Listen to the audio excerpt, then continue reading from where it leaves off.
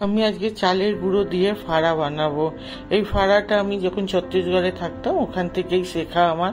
দেখুন আমি কি করে বানাচ্ছি। একটা বাটির মধ্যে আমি 2 বাটি চালের গুঁড়ো নিয়ে নিয়েছি আর সামান্য একটু নুন দিয়ে ভালো করে মিলিয়ে নিয়ে এবারে খুব ভালো করে, এতে তেল ময়াম দিতে হবে না, এই শুধু জল একটু একটু করে দিয়ে আমি একটা ডো বানিয়ে নেব। এটা খুব সাধারণ উপকরণ দিয়েই বানানো যায়, ঘরে চালের গুঁড়ো থাকলেই ব্যাস হয়ে গেল। এইভাবে খুব অল্প অল্প শুধু জল দিয়ে একটা ডো করে নেব।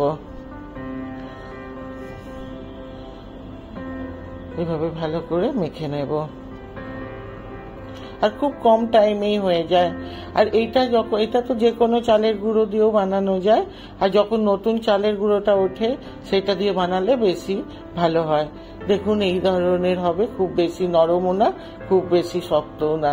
এইভাবে ডোটাকে বানিয়ে নিলাম, নিয়ে একটু 10 মিনিটের জন্য আমি রেখে দিয়েছিলাম ঢেকে।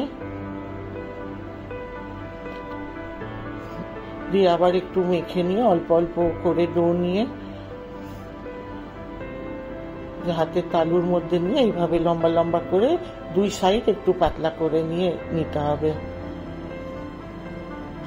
এইভাবে বানিয়ে নিতে হবে। আপনি যদি অন্য কোনো ডিজাইনেরও করতে চান করতে পারেন, কিন্তু এমনি করে বানালে একটু দেখতে ভালো হয়। নিয়ে আমি সবগুলো বানিয়ে নিয়েছি। এবার একটা কড়াইতে জল গরম বসিয়েছিলাম, এবার একটা ছিদ্রওয়ালা থালার মধ্যে তেল ব্রাশ করে নিয়ে ওগুলোকে ভাপে দিয়ে নিতে হবে। ভাড়াগুলোকে 10-15 মিনিট মতন বেক করে নিলেই হয়ে যাবে। কিভাবে জাল দিতে হবে দেখুন, সুন্দর বয়েল হয়ে গেছে, দেখেই বোঝা যাচ্ছে। এবারে একটা কড়াইয়ের মধ্যে 2 চামচ মতন সাদা তেল দিয়ে সর্ষে আর জিরে ফোড়ন দেব।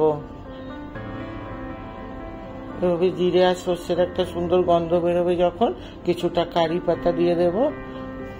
কারি পাতাটাও একটু ভাজা ভাজা হবে, ততক্ষণ পর্যন্ত নাড়তে থাকবো।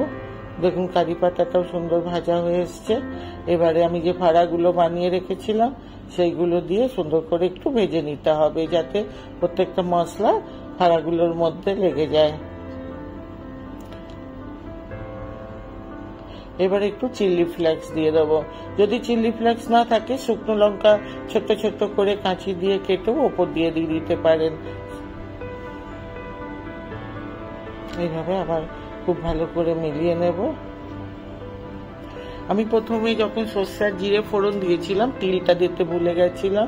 এবার মাঝখানে একটু ফাঁকা করে ওই তেলের মধ্যে একটু তিলটা ভেজে নেব, নিয়ে আবার ওগুলো মিলিয়ে নেব তিলের সাথে। এইভাবে একবার বানিয়ে দেখুন, আশা করছি সবার খুব ভালো লাগবে।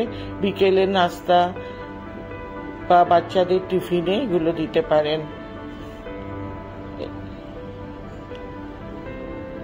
যদি ভালো লাগে তাহলে সাবস্ক্রাইব, শেয়ার ও লাইক করবেন।